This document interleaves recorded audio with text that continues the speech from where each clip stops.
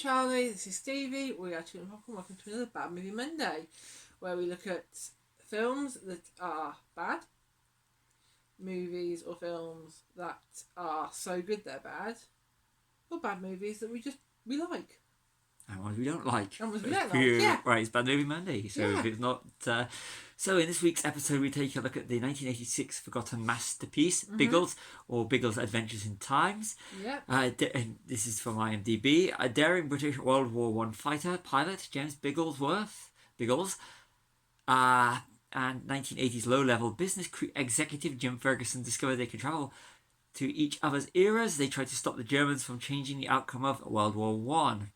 Released in May 1986, but you had to wait till January 1988 in the United States. Wow. That is a long wait, one of the longest I've known. Directed by John Hugh, stars Neil Dixon, Alex Hyde White, who played the young Henry in Indiana Jones and the Last Crusade, and Mr. Fantastic in Roger Corman's unreleased 1984 comic book masterpiece, The Fantastic Four. Check it out, it's easy to find.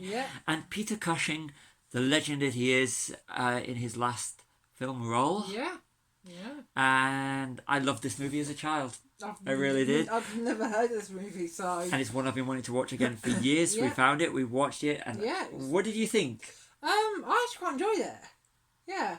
We both enjoyed it to start with. It must be about 10-15 minutes before I put any notes, other than we both enjoyed the film. Yeah. Now, I remember as a child, and I knew this was... I loved it because it's very simple. It's got a very simple storyline, time travel, very Indiana Jones and feel, but I know that it's dated. I know it was low budget. I mean, the budget for it was £7 million, and its box office was under £2 million. This is a complete utter flop, even though there is sequel baiting. You can see that the money is on the screen, the amount of corners that it cost, which we cut, which we are going to go into. So rather than me going on, back over to Charlie. So the first thing is I've got William Hawkins. Hawkins from Star Wars. From Star Wars and Raiders. Raiders, he's Eckhart. He was in Raiders. He was one of the military when they have the best exposition scene ever with the chalkboard. Indiana Jones, Marcus Brody, he's in that, and he also Eckhart in 1989's Tim Burton classic, which will never appear on a Bad Movie Monday, Batman. Yes. So interesting, but he actually looks younger without a beard or moustache. He does. He looks so much younger. I had to go check. Is that William Hawkins? So that's a nice little thing. So two Star Wars actors. And staying on the indie theme, it was originally supposed to be like an Indiana Jones film. It was Raiders. I read, but this came out in '86, so it would be a production before Back to the Future came out. It was supposed to be like Indiana Jones, then Back to the Future came out, but I don't think that's right. I just think that they thought it's a good it's little... too boring of a story to not put the... I think if it was just like Indiana Jones, it would be a boring story. It would have been Biggles doing the whole things, but the whole time travel element actually works. Really I just think it's coincidence with Back to the Future, but that's just my opinion. Yeah, and you said there's some nice aerial photography as well. I liked it. I think the bits, with the biplanes. Yeah. I thought it was really well shot. And the money's on the screen, and that's the thing. So they go to, I think it was London, the Docklands, where they were renovating. We used to see for the burnt out bits in Germany. Oh yeah. So I think that was the Docklands, if I'm right. But you can see how they literally used existing locations and built the scenes around them. The whole thing's how it really just on the land, the grass and everything. Winter farmers' fields, and they just put up the tents for World War One and the trenches. It kind of it's got like all that on the screen. And the church as well. It was a very English village church, wasn't it? Yeah, it's supposed to be like America, Germany, New York, and England, but it's all England. You can look. You can majority of it is filmed in England. Except for the stock footage they also used at the start to show New York. But the rest of it is you can tell it's actually England and London for the stuff around Tower Bridge. Now, if you know London and anything, and you look at London in '85 when they filmed it, and compared to London now, it's completely different. It's kind of fascinating looking at the areas of, because we were about 5 years ago, we went to Tower Bridge. We walked from St Paul's to Tower Bridge. So you see how run down it looks in 86 when the film was Yeah. released. 85 it would be when it filmed it, to how it looks Yeah, now, how much completely money could put different. into Yeah, it and revamped it. Yeah. And everything. It's complete really good, yeah. regeneration.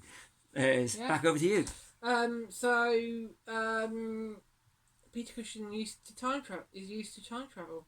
Yeah, he was the Doctor in the I said the non-canon Doctor Who movies from the 60s. Two of them. And Doctors and Daleks Invasion of Earth. Yes. If you haven't seen them, check Yeah, them they're out. quite good, They yeah. are really great non-canon pieces. Yeah. I really enjoyed it. He was a great Didn't Doctor. they turn them into episodes as well? No, they were episodes first. The first Episode, one yeah. was episodes that they just turned into a movie. That's right. Yeah. Was it the second one? Either way, it works. Good, yeah. It's good. They use Another One Bites the Dust. They did use a few beats from that. I heard it. Yeah, I definitely heard it. Yeah. Which ties into Highlander 1985. Yes. What else we got? It's a simple story and it works well. Yeah, it's a very simple story. Time travel. Biggles has to. I'm gonna find his name again. Alex Hyde White's character has to save Biggles, and Biggles in turn saves because they are time twins. Yeah. Simple story, stupid, works. It so works. It's so good. It is yeah. clever. It's fun. Yeah. So yeah, and it's got good use of it's a very synthesizer heavy 80s score. It but is. works. It does. It works. fits into the time And period. it adds to the tension as well. Yeah. I think. Well, I found some towards the end. It was going. We had the piano bit when you think the Yes, girls died. yeah. And I thought that was a bit too Yeah, bit too far. It was, yeah. Yeah. They seem to use like the same song. John Anderson. Do you want to be a hero? Yeah, they use that quite a bit in there. Yeah. Anytime there's there's an action scene, the majority of the times is "Do you want to be a hero?" John Anderson. Very catchy. You'll be singing it afterwards. And he's from the band Yes that did "Owner of a Lonely Heart," which is probably the most famous song. You can see where the fog machine is when they're testing the sound weapon. The weapon they're supposed to be getting. They're trying to stop. Yeah. You can see where the fog machines are. It's like a layer, and then there's the fog. Yeah, it's good. It's kind of fun. It's really good. And, I mean, the effects are dodgy. Yeah. But it's product of its time. I think it was made quite cheaply, so I expect dodgy effects, but it works. It works really well. You can see how fake the cannon is when they break it. When he breaks it, and you see the bit of insulation it's made off. It's quite funny. That is fun. Yeah. That's the thing. This is a fun movie. Yeah. You've got the airmen are still wearing all their flight equipment. So they're wearing their jackets and their goggles and hats and stuff when they're nowhere near an airfield or a plane. Yeah. It's like, we've got to keep them in this. That reminded me a bit of the Attack of the Killer Tomatoes. You know, the guy with the parachute? Yes. Is it Finn Letter or something? Yeah, something like that, yeah. Yeah, so... Look. The helicopter transition from what is... Present day, 86. 85, 86. To... 1970. 1970? Well, yeah, I think it was. Yeah. Flawless. Absolute flawless. It's brilliant transition. Most of the transitions are pretty good. Yeah. He's just like he just like moves and it's almost like he's stepping into it. And the really dodgy lightning effects that they do every time you've got to travel, they work. Yeah. It really works. And the works. fake out as well, where it's just a thunderstorm and he's like paranoid. Yeah. He's gonna, It has some really solid moments in this movie. Yeah. I really want a copy of this movie. They should do a Blu-ray. It's 2 years before it hits 40. How about a Blu-ray? How about commentary tracks and just something brilliant about this movie? Yeah. I've got lights would blind and sound would deafen. It would when they're there's a bit where they're not protected. There's a bit when they're going up against the radar thing. Yeah. And all I thought was they're getting that close and there's flashing. Yeah. And I think they would have been blinded or they would have been deaf. Some sort of photosensitivity. Yeah.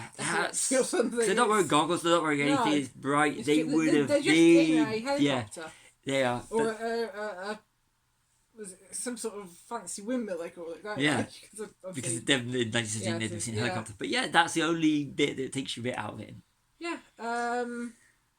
Sequel baiting at the end. That would have been. It's kind of like you want them to do a sequel now, even find out or remake it exactly the same way, but with modern technology. But keep it as quaint. Keep it as quaint as it was. Yeah.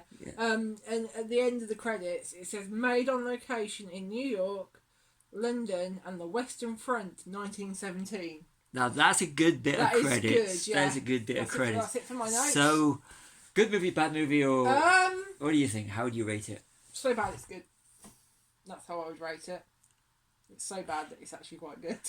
You know would you what? say? I'm going to, try and take off the rose-tinted glasses because it's been years since I've seen it, about over 20 years. I've really wanted to watch it, and I'm really glad we watched it. I really enjoyed it. I accept that it is a poorly made movie. I accept that all that, but I can't call it a bad movie. I really enjoyed it. It was fun. What year did it come out? 86. 86. I was... Not even one. I wasn't even one. But I have to. It was a really enjoyable movie. I thoroughly enjoyed it. I still enjoy it, and I want to get a copy of it so I can watch it anytime I want. So this to me is not a bad movie. We will be doing that because we'll now be on our list. So I liked it. Now over to you for the sign off. So I've been Charlie. This has been Stevie. We are Chilling with Popcorn. Like and subscribe.